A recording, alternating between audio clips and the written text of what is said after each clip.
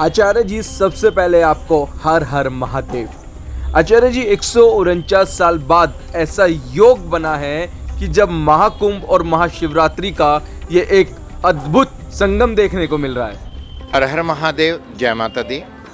बड़ा ही सौभाग्य की बात है कि 144 वर्षों का जो एक महासंयोग बना। ज्योतिषी गणना के अनुसार आपने देखा होगा कि अगर कल्प की बात करें तो 12 वर्ष का ब्रह्मा का एक दिन होता है और हमारे लिए वो एक दिन जो होता है 12 वर्ष का होता है। तो अब की बार ज्योतिष गणना में कहते हैं कि बृहस्पति जब वृषभ राशि में जाते हैं और सूर्य मकर में जाते हैं तो प्रयागराज में महाकुंभ का आयोजन होता है।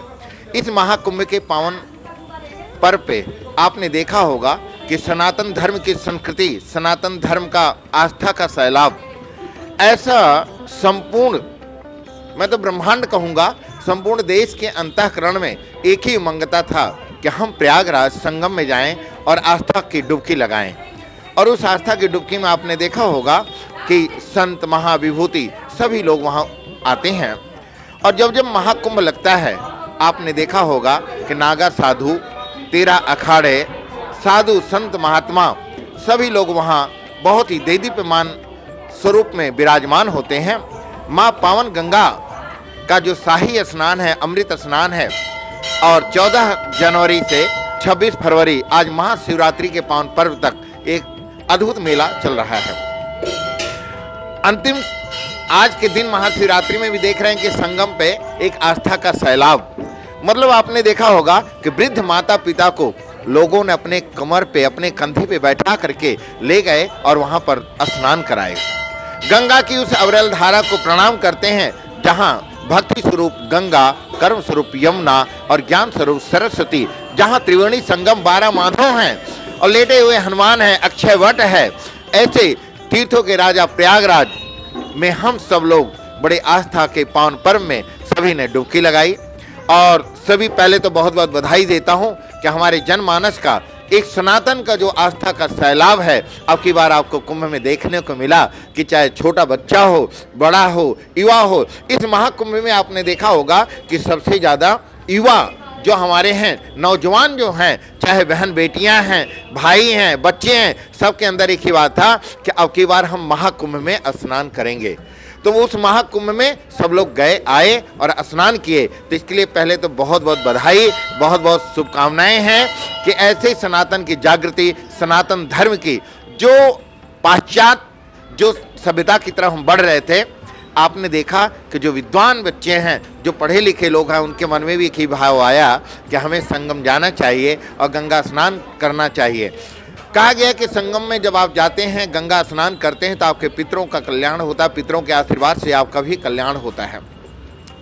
हिमानागर साधु आपने देखा वहाँ पे बहुत सारे आपको दिखाई देते हैं, परंतु जैसे ही ये पावन पर्व का पूर्ण होता है सभी नागा कैलाश में चले जाते हैं, अपने मठों में चले जाते हैं, 13 अखाड़े अपने मठों में रहते हैं। और जब ऐसे महाकुंभ का आयोजन होता है तो सभी लोग एक आस्था के पावन पर्व में सब लोग आते हैं और हम उनका दर्शन करने के हमें सौभाग्य प्राप्त होता है। जाते हैं उस महाकुंभ में, संत महाविभूतियों का चरण रज को प्रणाम करते हैं और गंगा के पावन में स्नान करके अपने अंतःकरण बाह्यकरण को, पवित्रता को, भगवान के प्रति आस्था श्रद्धा का भाव अर्पण करते हैं। ऐसा महासंगम, ऐसा महायोग, 144 वर्षों का योग हमारे लिए गौरव की बात है। सनातन धर्म को लेकर एक जागरूकता बड़ी फैल रही है, तो आप युवाओं को क्या संदेश देना चाहते हैं? मैं ये कहना चाहता हूँ कि आपने देखा होगा कि वर्तमान समय में हम पश्चिमी सभ्यता को छोड़ करके अपनी संस्कृति, वैदिक संस्कृति, वैदिक सनातन धर्म की तरफ हमारी आस्था बढ़ती जा रही है।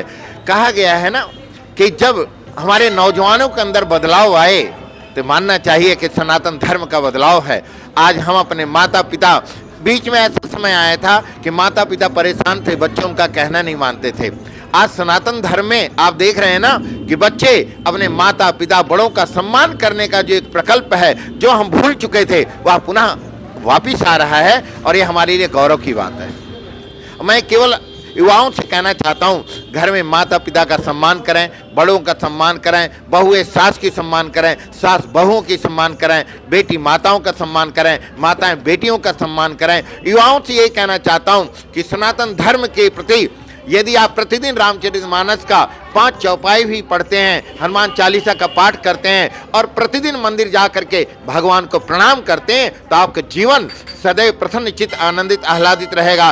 व्यापारियों को व्यापार मिलेगा, युवाओं को सर्विस मिलेगा, युवाओं को व्यापार मिलेगा और घर में सुख शांति समृद्धि होगी। और दूसरी बात मैं कहना चाहूँगा आपके माध्यम से कि जो हम विश्राम करते हैं, समय से भोजन करें और सूर्योदय से पहले जब यदि आप उठते हैं तो आपके शरीर में कोई बीमारी नहीं आएगी।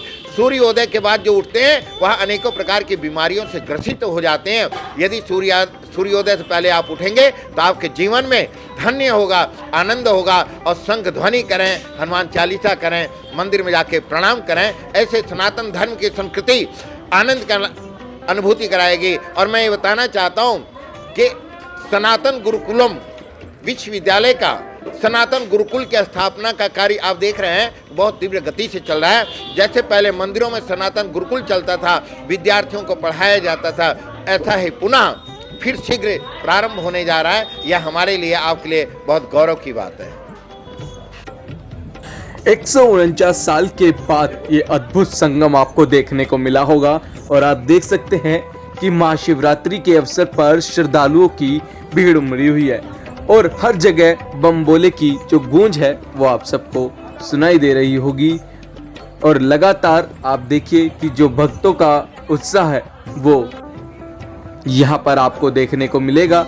सुबह से ही शिव भक्तों की मंदिरों में जगह जगह पहुंचकर लगातार ये भीड़ बढ़ रही है। और आप देख सकते हैं हम इस वक्त मंदिर में हैं और यहाँ पर जिस तरीके से श्रद्धालुओं की ये भीड़ उमड़ रही है, ये लंबी लंबी कतारें आपको देखने को मिल रही होंगी।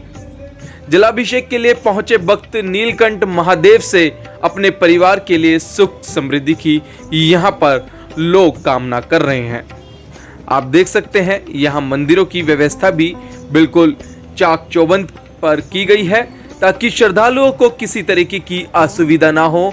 इस पावन अवसर पर लगातार मंदिरों की जो एक देखरेख है उसका भी ध्यान रखते हुए यहाँ पर श्रद्धालुओं का खास ध्यान रखा गया है। महाशिवरात्रि महादेव के जलाभिषेक के लिए मंदिरों में शिव भक्तों की लंबी लंबी कतारें लगी हुई हैं। सुबह 4 बजे से ही भक्तों की भीड़ यहाँ पर उमड़ी हुई है। भोलेनाथ का जलाभिषेक करने के लिए हजारों लोग जगह जगह पर मंदिर में पहुंच रहे हैं। पूरे भारतवर्ष में ये जो एक संगम है भगवान महादेव का, इसे लोग अपनी श्रद्धा, आस्था और समृद्धि के लिए यहाँ पर मंदिरों में पहुंचे हैं। घरों की सुख शांति, देश के वातावरण शुद्ध हो, इसके लिए यहाँ पर भक्त महादेव से कामना कर रहे हैं।